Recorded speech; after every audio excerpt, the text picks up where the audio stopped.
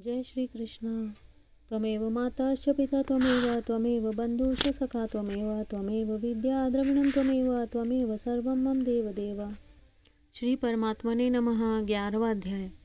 इस प्रकार भगवान के वचन सुनकर अर्जुन बोले, हे भगवान, मेरे पर अनुग्रह करने के लिए परम गोपनीय आध्यात्मिक विषय वचन अर्थात उपदेश आपके द्वारा जो कहा गया उससे मेरा यह अज्ञान नष्ट हो गया है। क्योंकि हे कमल नेत्र, मैंने भूतों की उत्पत्ति और प्रलय आपसे विस्तार पूर्वक सुने हैं तथा आपका अविनाशी प्रभाव भी सुना है।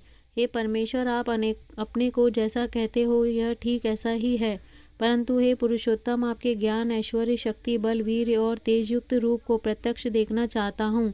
इसीलिए हे प्रभु, मेरे द्वारा वह आपका रूप देखा जाना शक्य है, ऐसा यदि मानते हैं तो योगेश्वर आप अपने अविनाशी स्वरूप का मुझे दर्शन कराइए। इस प्रकार अर्जुन के प्रार्थना करने पर श्री कृष्ण भगवान बोले, हे पार्थ, मैंने मेरे सैकड़ों तथा हजारों नाना प्रकार के और नाना वर्ण तथा आकृति वाले अलौकिक रूपों को देख। हे भरतवंशी अर्जुन, मेरे में आदित्यों को अर्थात अदिति के 12 पुत्रों को और 8 वसुओं को, 11 रुद्रों को तथा दोनों अश्विनी कुमारों को और 49 मरुदगणों को देख तथा और भी बहुत से पहले न देखे हुए आश्चर्यमय रूपों को देख। हे गुड़ाकेश, अब इस मेरे शरीर में एक जगह स्थित हुए चराचर सहित संपूर्ण जगत को देख तथा और भी जो कुछ देखना चाहता है सो देख, परंतु मेरे को इन अपने प्राकृतिक नेत्रों द्वारा देखने को निसंदेह समर्थ नहीं है। इसीलिए इसी से मैं तेरे लिए दिव्य अर्थात अलौकिक चक्षु देता हूँ। इससे तू मेरे प्रभाव को और योग शक्तियों को देख। संजय बोले, हे राजन, महायोगेश्वर और सब पापों के नाश करने वाले भगवान ने इस प्रकार कहकर उसके उपरांत अर्जुन के लिए परम ऐश्वर्य युक्त दिव्य स्वरूप दिखाया। उस अनेक मुख और नेत्रों से युक्त तथा अनेक अद्भुत दर्शनों वाले, एक बहुत से दिव्य भूषणों से युक्त और बहुत से दिव्य शस्त्रों को हाथों में उठाए हुए तथा दिव्य माला और वस्त्रों को धारण किए हुए और दिव्य गंध का अनुलेपन किए हुए एवं सब प्रकार के आश्चर्यों से युक्त सीमा रहित विराट स्वरूप परम देव परमेश्वर को अर्जुन ने देखा। हे राजन, आकाश में 1000 सूर्यों के साथ एक साथ उदय होने से उत्पन्न हुआ जो प्रकाश होवे, वह भी उस विश्वरूप परमात्मा के प्रकाश के सदृश कदाचित ही होवे। ऐसे आश्चर्यमय रूप को देखते हुए पांडुपुत्र अर्जुन ने उस काल में अनेक प्रकार से विभक्त हुए अर्थात पृथक पृथक हुए संपूर्ण जगत को उस देवों के देव श्री कृष्ण भगवान के शरीर में एक जगह स्थित देखा। उसके अनंतर वह आश्चर्य से युक्त हुआ हर्षित रोमों वाला अर्जुन विश्वरूप परमात्मा को श्रद्धा भक्ति सहित सिर से प्रणाम करके हाथ जोड़े हुए बोला, हे देव, आपके शरीर में संपूर्ण देवों को तथा अनेक भूतों के समुदायों को और कमल के आसन पर बैठे हुए ब्रह्मा को तथा महादेव को और संपूर्ण ऋषियों को तथा दिव्य सर्पों को देखता हूँ।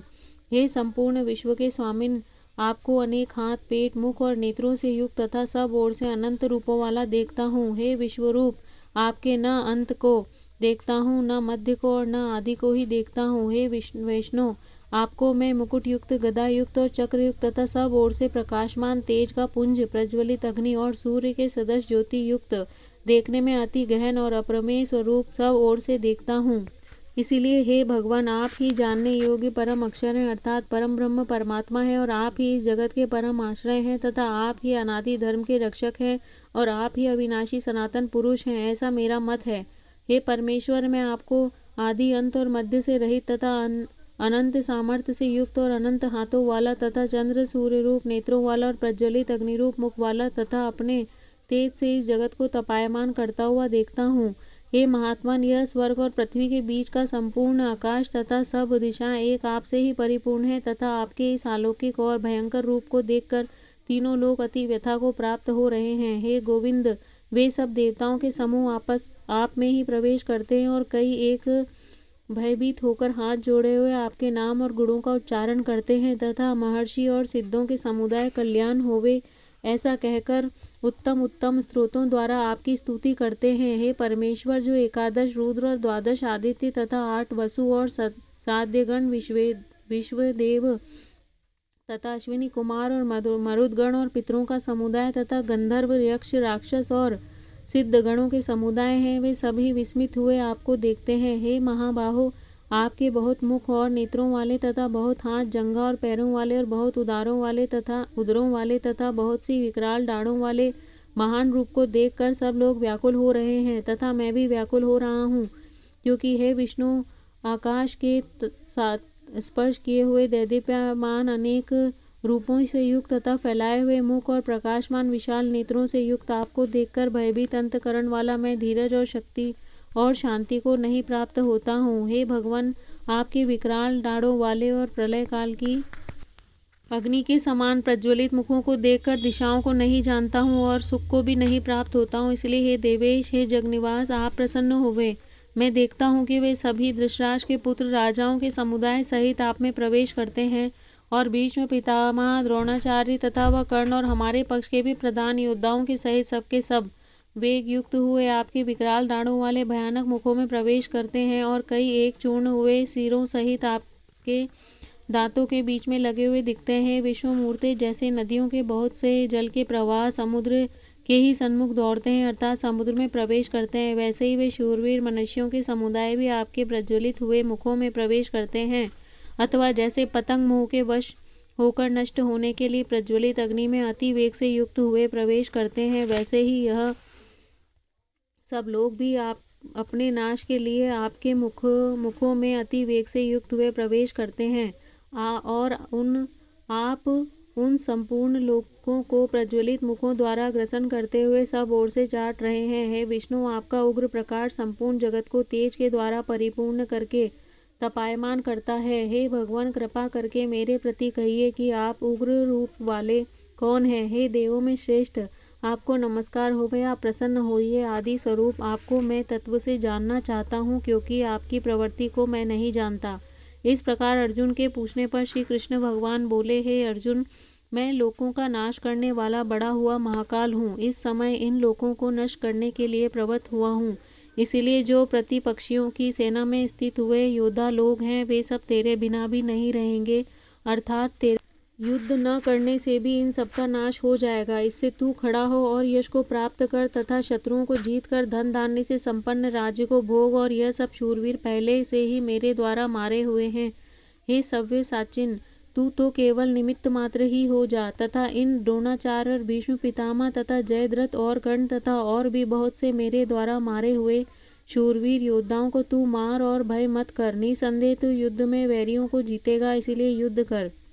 इसके उपरांत संजय बोले कि हे राजन, केशव भगवान के इस वचन को सुनकर मुकुटधारी अर्जुन हाथ जोड़े हुए कांपता हुआ नमस्कार करके फिर भी भयभीत हुआ प्रणाम करके भगवान श्री कृष्ण के प्रति गदगद वाणी से बोला कि हे अंतर्यामिन, यह योग्य ही है कि जो आपके नाम और प्रभाव से कीर्तन से भी जगत अति हर्षित होता है और अनुराग को भी प्राप्त होता है तथा भयभीत हुए राक्षस लोग दिशाओं में भागते हैं और सब सिद्धगणों के समुदाय नमस्कार करते हैं। हे महात्मन, ब्रह्मा के भी आदिकर्ता और सबसे बड़े आपके लिए वे कैसे नमस्कार नहीं करें, क्योंकि हे अनंत, हे देवेश, हे जगनिवास, हे जगन्निवास, जो सत असत और उनसे परे अक्षर अर्थात सच्चिदानंद घन ब्रह्म है, वह आप ही हैं।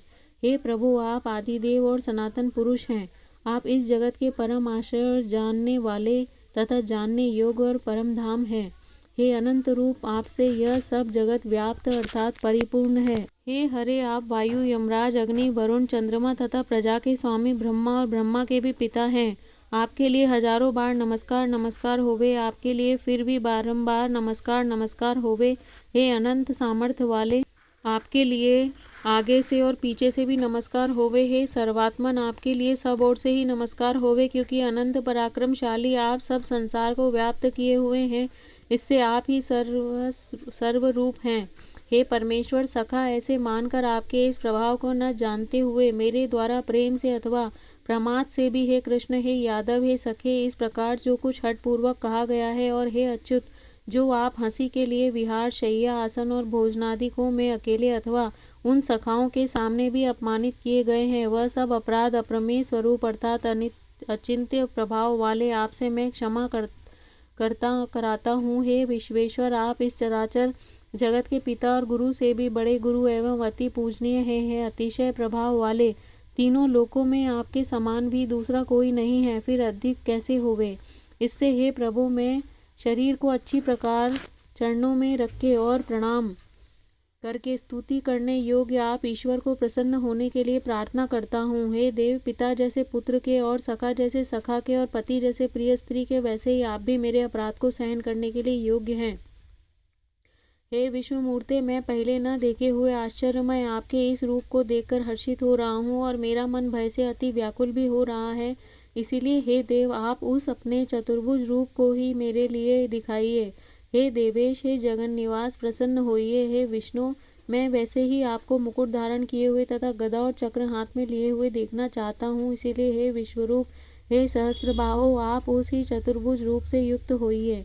इस प्रकार अर्जुन की प्रार्थना को सुनकर श्री कृष्ण भगवान बोले, हे अर्जुन, अनुग्रह पूर्वक मैंने अपनी योग शक्ति के प्रभाव से यह मेरा परम तेजोमय, सबका आदि और सीमा रहित विराट रूप तेरे को दिखाया है, जो आश्रय और परम गति मानकर मेरी प्राप्ति के लिए तत्पर है तथा मेरा भक्त है, अर्थात मेरे नाम गुण प्रभाव और रहस्य के श्रवण कीर्तन मनन ध्यान और पठन पाठन का प्रेम सहित निष्काम भाव से निरंतर अभ्यास करने वाला है और आसक्ति रहित है, अर्थात स्त्री पुत्र और धनादि संपूर्ण सांसारिक पदार्थों में स्नेह रहित है और संपूर्ण भूत प्राणियों में वैर भाव से रहित है। ऐसा वह अनन्य भक्ति वाला पुरुष मेरे को ही प्राप्त होता है। इति श्रीमद् भगवद गीता रूपी उपनिषद एवं ब्रह्म विद्या तथा योग शास्त्र विषयक श्री कृष्ण और अर्जुन के संवाद में विश्व रूप दर्शन योग नामक 11वां अध्याय। जय श्री कृष्ण।